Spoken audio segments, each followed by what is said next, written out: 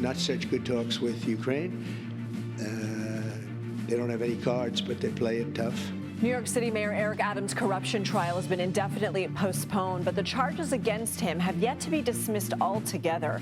What did you think Steve Bannon was doing? If those Jewish participants and Israeli participants are saying that there was nothing anti-Semitic, then most probably there wasn't.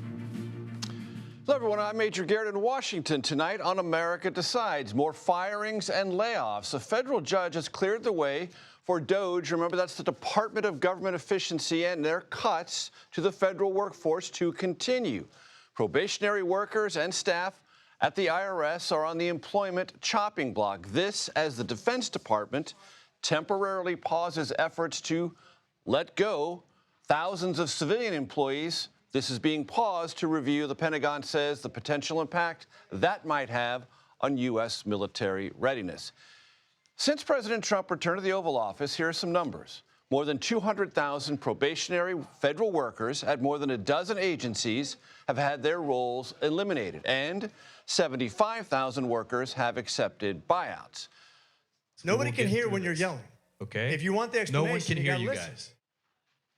We're going to file this under town hall trouble. Georgia Congressman Rich McCormick, he's a Republican, one of the latest lawmakers to face a little bit of discordant music back in their home district. As constituents, now many in that room were progressive voters, lash out over his support for those federal layoffs and potentially looming budget cuts. I want to start tonight with Willie James Inman at the White House and Charlie D'Agata at the Pentagon. Willie, walk us through the administration's current framing of the federal job force reductions. Hey there, Major. Good to be with you. Well, the White House is framing this as a cost-cutting move despite circumstances that might surround some of these employees, whether or not they had good reviews during their probationary period. Now, it's important to point out the probationary period is about a year or two. It could be a little bit more depending on the government agency and the role. And the latest number of employees to be affected by this includes some 6,000 IRS workers expected to be laid off at the end of this week. Of course, today being the end of the week, the White House says that these IRS employees weren't necessarily, they're not, I should say, the employees that take in your tax returns. They're not pivotal to that tax return process, but still nonetheless, these are 6,000 people that have been affected and added to the thousands of individuals across the federal government who have been affected by this layoffs, including 243 TSA employees, some of them frontline workers, let go due to their probationary status, but also due to performance issues, the TSA says.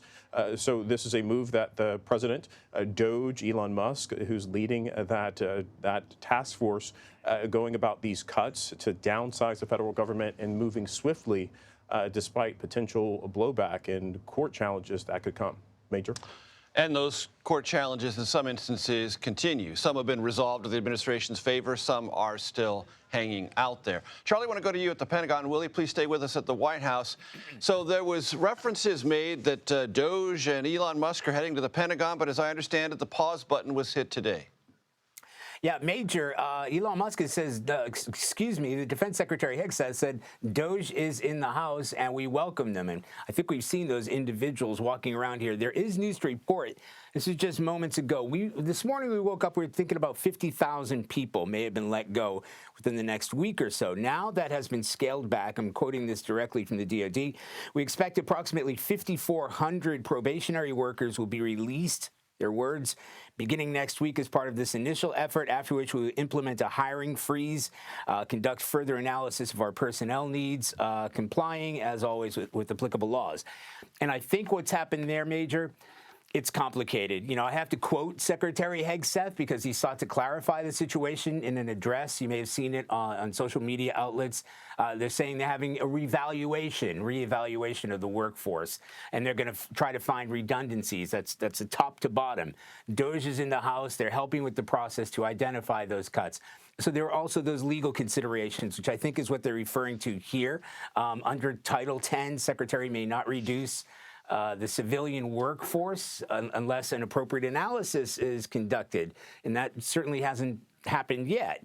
As was explained to me, this is not the kind of place that can turn on a dime. We're talking about a workforce of like 800,000 people, and laying off 50,000 people That's going to take a look at their performance and in Hegseth's words, their contributions to the missions will be critical. Again, that hiring freeze is already put in place. And there's also been I need to clarify here, there's been a close-up on these cuts, so-called cuts. It's not the cuts. It's refocusing, his words. It's sort of reallocating. In a memo he referenced in that statement, it's really not where the money is being taken away from, but where it's going. I've got CBS has obtained a copy of that memo. So Southwest border activities, combating transnational criminal organizations. These are the drug gangs, nuclear modernization, Virginia-class submarines. That's a big one that we've been reporting on. Homeland missile defense. The list go on and on. So it's not necessarily cuts, but a reallocating of those funds. With that very latest information, Charlie, thanks so much. Willie, I want to go back to you at the White House because there was a lively exchange, fair to describe it, between Janet Mills, the Democratic governor of Maine, and President Trump over transgender athletes. I want to play the soundbite between the two and then have you tell us what was it all about. Your population doesn't want men playing in women's sports, so you better comply because otherwise you're not getting any federal funding. See you in court. Every state, good. I'll see you in court. I look forward to that. That should be a real easy one. Willie, fill us in. Yeah, this was an interesting but tense moment, and this follows a move by the Maine's Principals Association to effectively allow transgender athletes to continue to play in sports. Now, what state officials are saying here is there's a discrepancy between what the federal government is doing here, the executive order which President Trump signed not too long ago to bar boys who were born as boys who transgendered trans women, I should say, trans girls, to play in women's sports. And the state law, it's the Maine's Human Rights Act, and that essentially bars discrimination in all facets of life, including education, and in this case, to allow trans people to play in those school sports. And there's this dispute that you saw play out live there on our TV. It played out at the White House during a meeting with a bipartisan group of governors earlier today. And the president is simply saying that you're not going to get any federal funds. That's exactly what the executive order says. If you continue to allow this, you're not going to get those federal funds. But this could potentially play out in court, Major. And it's already played out this afternoon, Willie. As you probably are aware, the Education Department has already launched an investigation in Maine on this very subject. Willie James Inman, North Lawn of the White House, Charlie D'Agata at the Pentagon. Thanks so very much.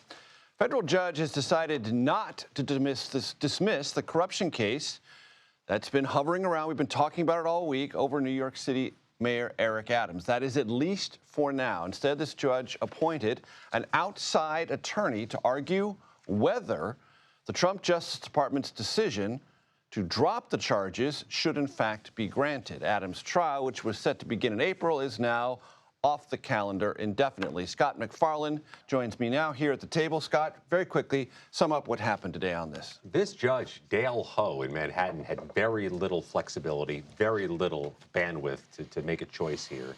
He used all of it. He decided not to dismiss the case today, as both the Department of Justice and Eric Adams requested. And he's bringing in this former Solicitor General, a famous name here in Washington, Paul Clement. Very famous. Let's look at the case, Paul, argue what we should do here in the courts. Argued more than 100 cases before the Supreme Court. That's why he's well known here in D.C. Perhaps never one like this. He's got to review the case from scratch and then make a case to the judge about what should be done here. Because this is unprecedented. It's unorthodox, and some people would say it's unseemly to have the Department of Justice, with Trump allies at the helm, trying to get this case kicked, but to hold it over Eric Adams' head after it's dismissed. They can bring it back a second time. That kind of leverage puts Eric Adams under the thumb of the White House, according to critics. The judge has got to navigate what to do about that. When can you kick and still hold a cudgel? That's an interesting question that may be resolved. Kash Patel was sworn in today. And for the audience, it's just worth remembering. Yes, he was nominated, he was confirmed, but there wasn't a vacancy. And this portends something that's on your mind. Yeah, this is a sea change in how the Bureau functions. After about a century of existence, the recent history of the FBI was to be necessarily and distinctively independent from the White House to ensure the integrity of the investigations. They were given 10-year terms. Kash Patel has been sworn in for a term that ends in 2035. But He got the job because the prior FBI director resigned under fire, knowing he'd be fired by Donald Trump, creating this 3 opening. years early. 3 years early. There's an indication that this is going to be the future, where FBI directors come and go with presidents, which really does tear down some of the bricks of the wall that have been built in independence. Scott McFarland, always a pleasure, sir. Thank you. President Trump raises the idea again of running for what many legal scholars would regard as an unconstitutional third term. More next on that suggestion and the reaction. You're watching America Decides.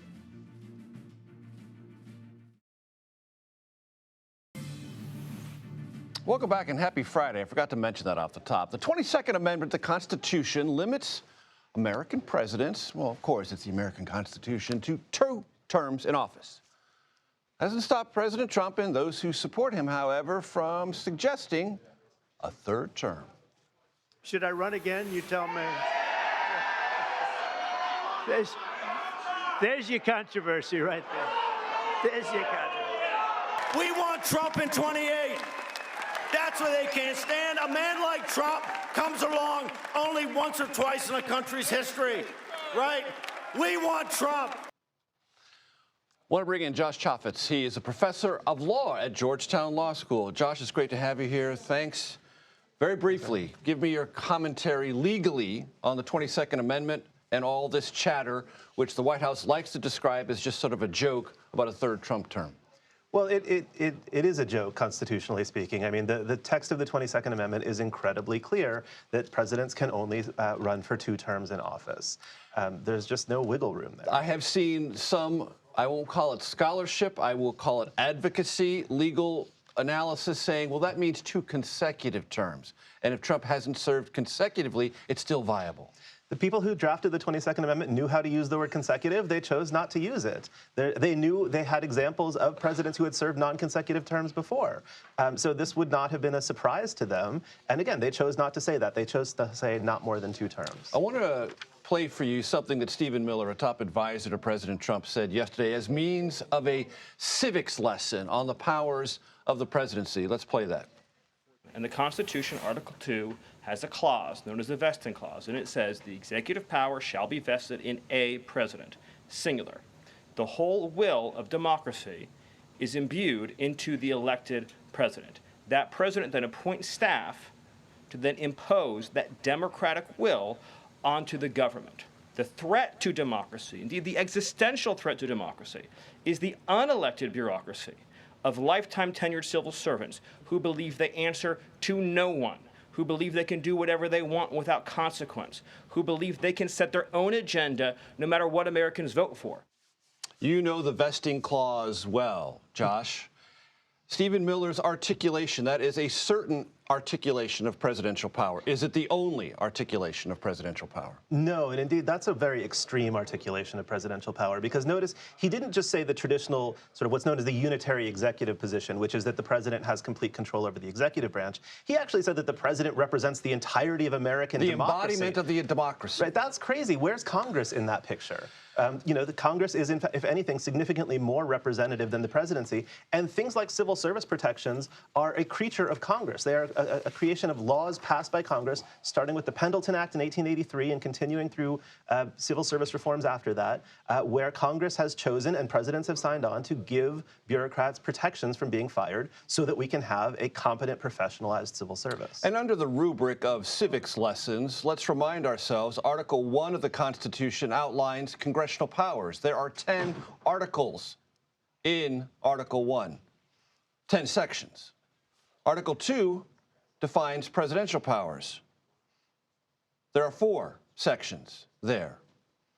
That's suggesting that the framers of the Constitution were much more concerned about establishing and verifying the powers of Congress. Absolutely. Congress was the first branch in the Constitution for a reason. The founders expected that it would be the most powerful branch, that it would be the branch that set national policy. And then, indeed, when you look at Article 2, the article dealing with the presidency, one of the most important provisions in Article 2 is what's called the Take Care Clause, the requirement that the president take care that the laws be faithfully executed. That is an actual obligation that the president has to follow the law, not to sort of make up whatever he wants the law to be, but to follow the law. And that means abiding by statutes that Congress has passed. This week, the president signed an executive order that said he and the Attorney General speak for independent agencies, such as the SEC, the FCC, FTC, FDIC, the Federal Reserve. Evaluate that legally. So that is, inconsistent with, 140 years of American practice. It's been a long time, since the creation of the Interstate Commerce Commission in the late 19th century, that we have had certain agencies, not all of the agencies, but certain agencies that are independent agencies, which is to say that they are not fireable at the pleasure of the president, but rather get to sort of make their own decisions and stay in office either for a set term of years, as we were talking about with the FBI director, or unless they do commit actual malfeasance in office. That has been sort of understood to be the case. The Supreme Court blessed that in the 1930s. And the Trump administration is simply saying, we don't believe that. We're going to try to undo that and assert sort of top-down presidential control over even these agencies that Congress created and structured to be independent. And even presidents who've been accused of trying to expand presidential power, like President George W. Bush, along with Dick Cheney and the unitary executive theory, didn't go this far. I mean, some people have certainly pressed this argument before, but nobody has actually tried to assert this power the way the Trump administration is doing right now. No. Josh Chaffetz of the Georgetown Law School, thank you very much for coming in. I really appreciate it. Thank you so much for having me. Taking aim at top U.S. cybersecurity personnel, how job cuts there might negatively affect the ability, federally and at the state level, to stop hacking threats against the U.S. and election infrastructure. That's next. You're watching America Decides. Welcome back. Employees with the Cybersecurity and Infrastructure Security Agency, it's better known here as CISA, are awaiting word on possible additional layoffs. Last week, the Trump administration fired more than 130 CISA staffers. The agency was established in 2018 during President Trump's first term to mitigate the risk of cyber and other physical threats to the country and to the nation's election infrastructure. That was one of its delineated obligations. Now, people who are experts in this field fear that they could create vulnerabilities, cyber and otherwise, for our election infrastructure and other important dimensions. For more, I want to bring in CBS News election law expert David Becker. He is also the executive director, the Center for Election Innovation and Research, and co-author of an excellent book called The Big Truth. I highly recommend it. David, CISA and the layoffs, and also some carve-outs at FBI and this particular agency. Walk the audience through both. Right. We should remember CISA, as you mentioned, was established in 2018 under the Trump administration. It was the successor to a similar organization with the Department of Homeland Security that was founded around when elections were made critical infrastructure, designated critical infrastructure in the United States. And that was because in 2016 and thereabouts, Russia, agents of the Russian government, and perhaps others, were trying to seek access to election systems. They were spreading disinformation. They'd even successfully gained access to a system that didn't ultimately have any effect on the election. But it was important for the federal government to assist the states who run these elections to ensure that our elections were secure. So CISA was established in 2018 under the Trump administration with a mission to protect our election system from this kind of hacking. And it was incredibly successful, both during the Trump administration and during the Biden administration. It was widely regarded as successful and very nonpartisan. And even states that were run by Republicans that were initially reluctant to have this sort of federal interaction and oversight came around on that and found it to be valuable. That's such an important point. Back when it first occurred, that the critical infrastructure designation, there was some concern, particularly from some of the Republican states, that this might lead to a federal takeover. And yet, fast forward to today, when that CISA election team has essentially been disbanded and their work is likely not going to be renewed, the National Association of Secretaries of State, a bipartisan organization, sent a letter just today really recommending that the Secretary of the Department of Homeland Security reevaluate this, that their work was so crucial. It was signed by a Democratic Secretary of State in Minnesota and a Republican Secretary of State in Mississippi. So this demonstrates how crucial this work had been, how successful it had been. It was even so successful that there were several current and former Republican secretaries of state who, prior to this unit being disbanded, had been vying to lead this unit under the Trump administration. But now, since this unit is likely disbanded, that won't occur. How much of this is caught up in election denialism after 2020? I mean, it's likely a significant amount of it. I mean, the CISO had been really importantly stood up for the integrity of election officials and the system itself and in the aftermath of 2020. System. Yes, and didn't comment on the outcome. Just said it was a secure election. CISA in both 2020 and 2024, with very different outcomes, of course, had reached the same conclusion that there was no evidence for any doubt about the outcomes. The states had done a remarkable job, and in fact, they had. So it's likely this is somewhat tied up to that. We've seen a page on the CISA website, Rumor Control, that they had started in around 2020 when there was a lot of disinformation, a lot of it originating from our foreign adversaries, to debunk some of that information and provide some resources to the states to help them debunk some of the information about elections. That has been taken down off of the CISA website, and it might be that other similar sites are taken down. And hostile foreign actors remain in this space. Yeah, more than remain. They're likely ramping up efforts. I mean, you can imagine if, you're trying to attack some kind of system and that system just unilaterally disarms and takes much of its defense away, that is only going to embolden the attackers. And I think there's no evidence that we've seen over the course of a decade now that adversaries like Russia, China, Iran, and others are going to ramp down their efforts. They're only ramping them up with disinformation, perhaps attacks on our infrastructure. And so our ability to defend against those attacks has been weakened by weakening CISA. And for those in our audience who might say, well, the states can defend themselves, this letter that came out today suggests, no, they would like some of this federal help to continue. Well, the states don't have the resources of the Federal Department of Homeland Security. They don't have the resources of the intelligence community of the United States. They don't have a variety of resources. And also, they might just be focused on what's happening in their state. And what's happening in their state might be part of a broader attack across other states. And CISA was essential in connecting all of those dots for the election officials so they could reach out to others, try to forge a common defense against some of these things. That's going to be severely weakened in this new environment. David Becker, thanks very much for coming in. Thanks, Major. Town hall, a little bit of turmoil maybe. A Republican congressman, he found himself faced with some frustrations. Now remember, in the audience, there were Trump supporters and some progressive Democrats over what's going on in Washington and how it's filtering into that district. We're going to have more on that when we come back. You're watching America Decides. I don't think it's going to be litigated in court. You don't think I'm going to stand up for you? Stand up.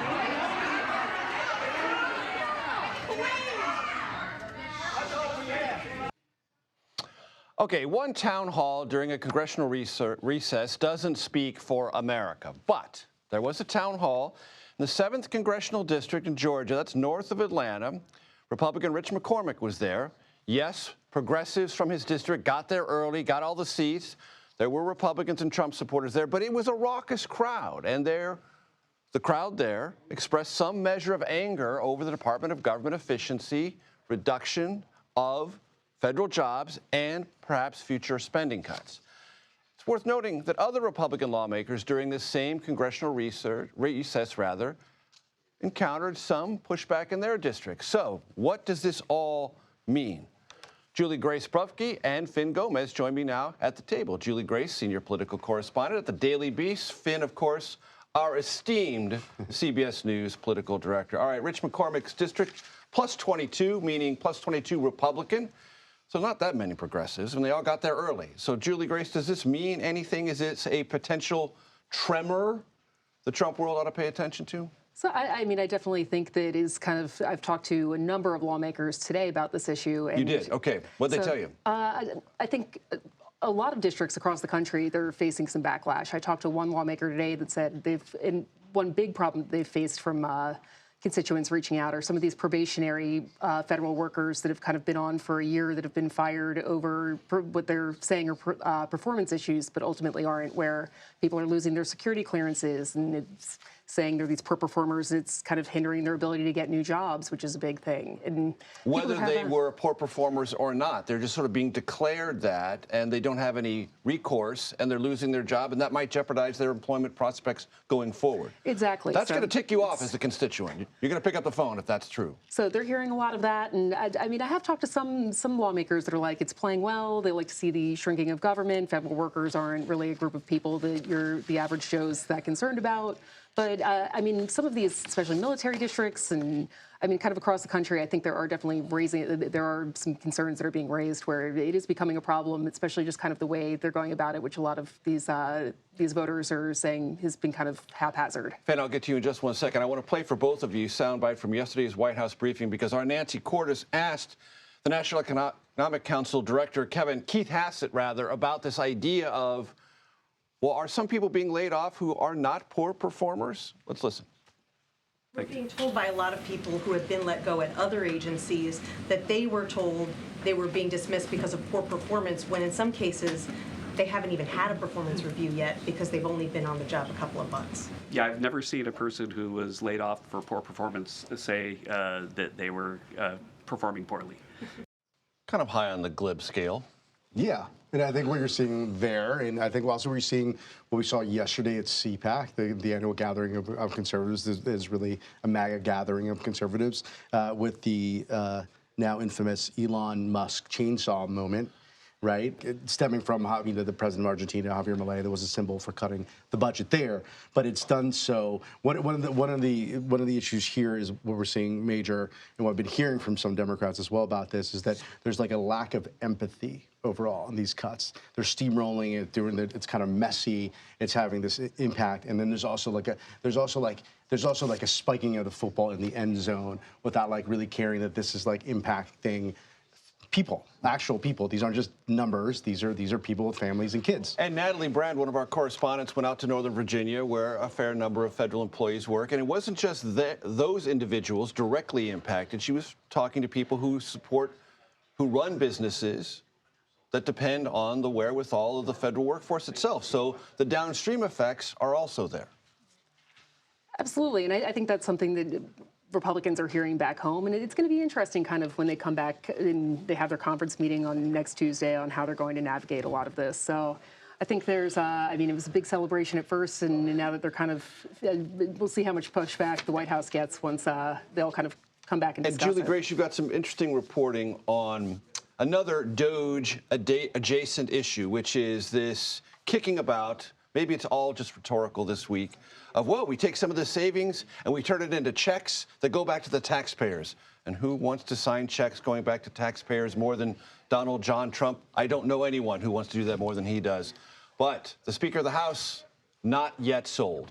Yeah, so there's been chatter about these $5,000 DOGE checks which is an extrapolation of even savings that haven't even been realized yet. Yeah, so it's, I mean, I think a ways off, but we heard Mike Johnson at CPAC kind of throw some cold water on that. He's like, the national debt's wildly high. These checks would be great for us in an election year with midterms coming up, but it doesn't feel like that's the best way things. And that's also, Julie Grace, reflective of what he, the Speaker, knows is the coming battle for votes on the budget resolution, because if you're going to be cutting spending to pay for tax cuts, you need all the spending cuts you can bank in order to finance that. Absolutely, and Stephen Miller kind of made clear the other day during one of the White House briefings that the reconciliation process would have to take place before they kind of figured out whether that was a possibility. So, I mean, it's going to be kind of interesting to see if that's something they do push forward on, but I do think the fiscal hawks are probably going to push back on that being a real thing. Finn, I was going to go to you, but the control room says I've got to go to break, so I apologize. Next time you're here, you'll get a lot more time. No problem. Julie Grace Buffke and Finn Gomez. That's what happens on Fridays, kids. You just have to roll with it. Building conservative connections around the world, from CPAC stateside to Europe. Our Margaret Brennan speaks with Hungarian Prime Minister Viktor Orban's political director. That's next, right here on America Decides.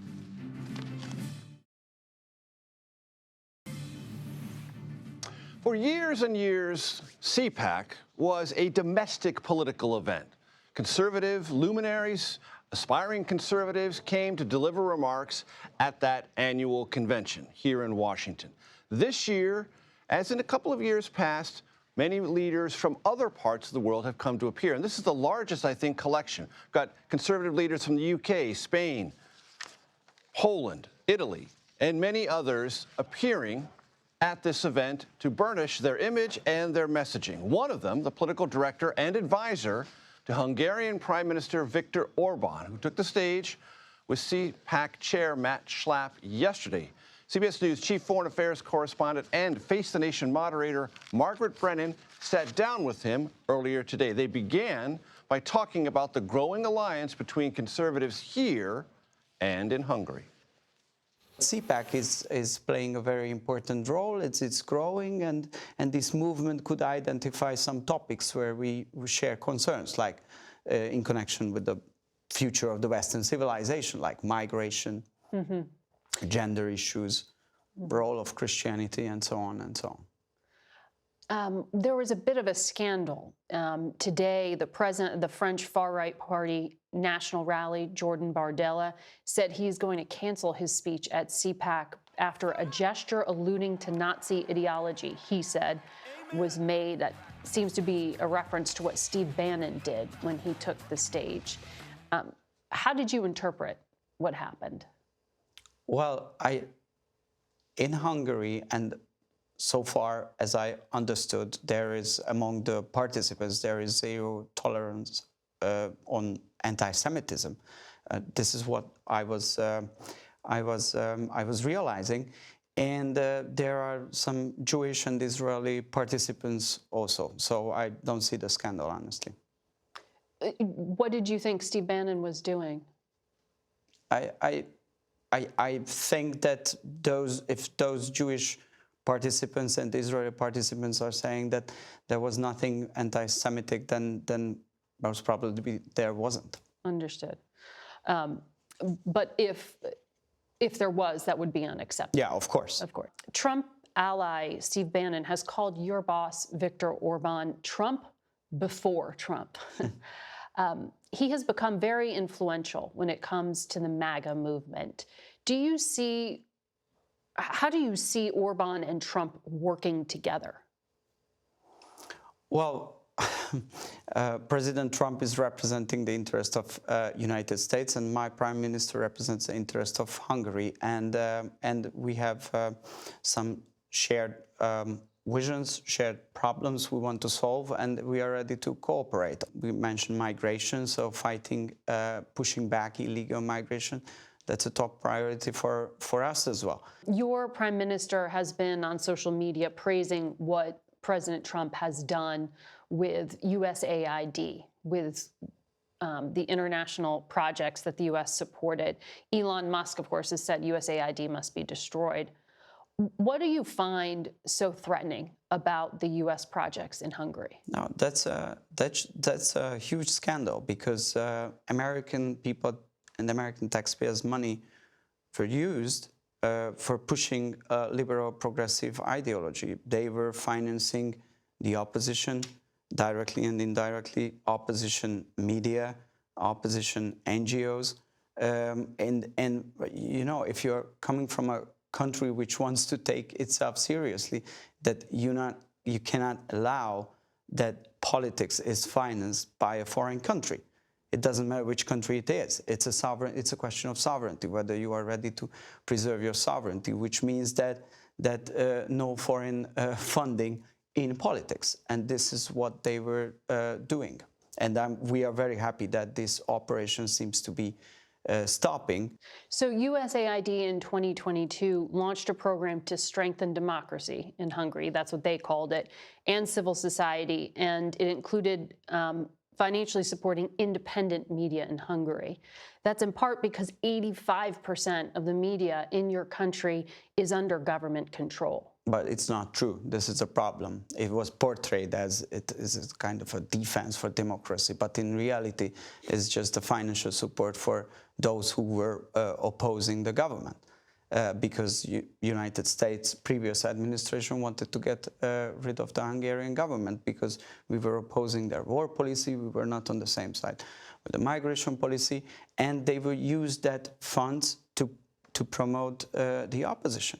It's not about democracy. It's always it's always how it is framed, but everybody knows that it's different. So Reporters Without Borders says that Fidesz, the ruling party that you are part of, controls 80% of the country's media. The State Department, during Donald Trump, estimated approximately 85% of all Hungarian media outlets are under the control of a government-friendly owner. Yeah, but it's not true. The Trump administration was wrong about that? We have a wonderful, probably the deep state was providing this information, false information for the president. So it's like Hungarian language is a unique language. It's a small market, 12 million people. The country itself, it's 10 million. So it's very hard to follow how it's going on. But if you come from Hungary, you follow the Hungarian media environment, it's obvious that the pro-governmental and the anti-governmental or critical voices are very loudly heard. It's much better and healthier environment than in many other Western countries. So this is the reality. Every voice can be heard. In Hungary, the US money was specifically to try to delegitimize the current government. And I think it's unacceptable. Margaret Brennan joins me here at the table. Margaret, that's quite an accusation from Orban's top political advisor. It is. It also tracks with things that Vladimir Putin has said. Hungary's government very friendly with the Russian government, but these accusations about what the State Department and USAID have done is interesting because it's characterized as part by Orban of this international conservative movement. And when you hear that there is a connection between ideology and media coverage and that kind of language that they're using there, it deserves further digging in. And that's why I cited back the Reporters Without Borders stats, Committee to Protect Journalists. The Trump State Department numbers, 85%. That's right. And so there is this tendency within Hungary, repeatedly under the Orban government, whether it's media or whether it's the university, something that J.D. Vance, the vice president, has praised. Viktor Orban has consolidated control by bringing control of those entities into the arms or boards of groups that his cronies are on. So it may not be directly under control of the state, but it's under control of boards of directors manned by his cronies. And that is whether it's the media or whether it's the universities. So I wanted to dig into this, exactly what the thinking is, because I find this idea that this is a global movement really interesting, particularly when we hear conservative leaders in this country praise Viktor Orban. And it comes down to a definition of what is free speech and how loudly people can be heard. And if you have 80 to 85% of the media in your country and you're the government and it's generally aligned with you and there are some voices that can be heard, you're probably very happy that voices can be heard. It's all about proportion and definition. It is. And you're right. I mean, we're having this ongoing debate over what free speech and censorship is, and the context of where it's said and how it's said matters, clearly. Viktor Orban also rewrote the Constitution when he came to power. So he has redefined a lot of these things and done so with the judiciary. So I think it deserves a second look when we see some of these international leaders appear at CPAC, whether it's here in Washington or the next conference, major, which is actually going to be in Budapest in May. They are hosting CPAC in Hungary. And so understanding more about what some of these right-wing governments are doing and what is being either mimicked or in some ways looked at for inspiration here, I think deserves some tracking on our part here in the U.S. I know it feels far away, but when you wonder, why is a small country like Hungary getting such a platform at the White House and at Mar-a-Lago? It's some of these conservative ideas. That's how they frame it. But I don't know that conservative is the right word for it. It's some road mapping we need to keep very close attention on. Margaret Brennan, thank you very, very much. Elon Musk asserts that he has found what he calls rampant fraud within the Social Security Administration. That might not be the case, and an aging computer system might more probably be to blame, or at least much closer to being blamed accurately. More on that next. You're watching America Decides. Welcome back. Elon Musk's DOGE, that's the Department of Government Efficiency, has asserted that fraud exists and might even be rampant within the Social Security Administration. New reporting, however, from Wired magazine shows that might not be the case. Musk has said that it's possible, and this was kind of a lurid and very cliquey accusation, someone maybe could be 150 years old, living in America and receiving Social Security benefits. Wired magazine's reporting tells us that it could be something much more tame. Computer system, one that's very, very old, might actually be to blame. Well, to learn more about all of this, David Gilbert joins us now. He is a reporter at Wired. He covers disinformation and online extremism, comes to us via Zoom from Ireland. David, it's good to see you. Thanks for joining us. Walk us through what is more likely than not the explanation for this false claim that someone's 150 years old, living in America, and getting a Social Security check. Yeah, it seems pretty unbelievable on its face. And when you look at the systems that the DOGE engineers went in and took a look at, these are systems that have been built over decades. They are hugely complex. They are built in large part using a 60-year-old programming language called COBOL, which most of the DOGE engineers, who are some of them in their teens, most of them in their early 20s, would probably never have heard of.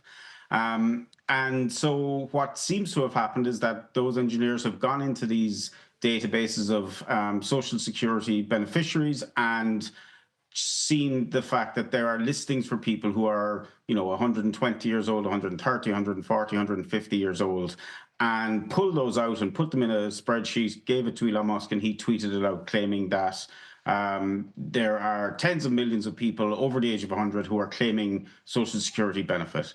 And if you talk to anyone who has worked in these systems, they say that's just not true. There was a 2023 report from the Inspector General that highlighted this exact issue, but said that 98% of the people on the list were not receiving benefits. So it comes down to, I think, a fact that these engineers who are gone in there just do not understand the systems that they have been given access to. And David, I sometimes delight in getting into very nerdy details. So you mentioned COBOL. There's a date that is important in COBOL language, 1875, and it may be at the heart of this misunderstanding about what these age representations are in this Social Security database. True? It's hard to say. So COBOL is the programming language, and it does not have a date type. So there is no way of, or kind of standard way of putting in a date in COBOL. That's true. Now, what some computer programmers have said and said to me is that when you implement a system like this with no date type, what you do is you put in an epoch, which means a start date effectively. And 1875 is the date that they believe that the Social Security Administration put in this system, so that when missing data or incomplete data is put into the system, it defaults the birth date to 1875. And if you do the math, then it's 2025 now, so that anyone who has a missing or incomplete birth date will be turning 150 this year. Now, to be clear, a lot of other computer programmers are saying that's not exactly the case, that COBOL doesn't have 1875 built into it, and that certainly is the case, but we just don't know exactly how it works because these systems are quite opaque and have been, as I said, built up over decades, and so it's hard to know exactly what is happening here. But what we do know for sure is that there is no one over the age of 150 or at the age of 150 who is receiving Social Security benefits in the U.S. today. And David, the larger point here is to the DOGE engineers who are younger, very technically experienced, but they might not, or they clearly are not experienced with these underlying data systems within some of these agencies, and they may not understand what they're looking at. That is exactly the case. And I think that is the real worry here, is that they have been given administrator access to a lot of these systems. In some cases, they've been given read-write access, which means that they can manipulate the information. Even though DOGE and the White House initially said that that wasn't the case, we've now seen in court cases where they've had to admit that at least temporarily, in some cases, they have been given this access. And by being given this access, and we don't know, or we haven't been told what they're doing with this information, whether they are copying it, whether they are taking it out of one of these agencies and moving it to another agency, we simply don't know. And for all the talk of this being the most transparent government in the world from Donald Trump and from Elon Musk, the reality is that there is a lot going on within these agencies right now, especially with this hugely sensitive data, that we just don't know what's happening. Access does not always yield understanding. David Gilbert with Wired, thank you very much. That does it for today. We'll be back with another edition of America Decides Monday at 5 p.m. Eastern. The Daily Report starts right now.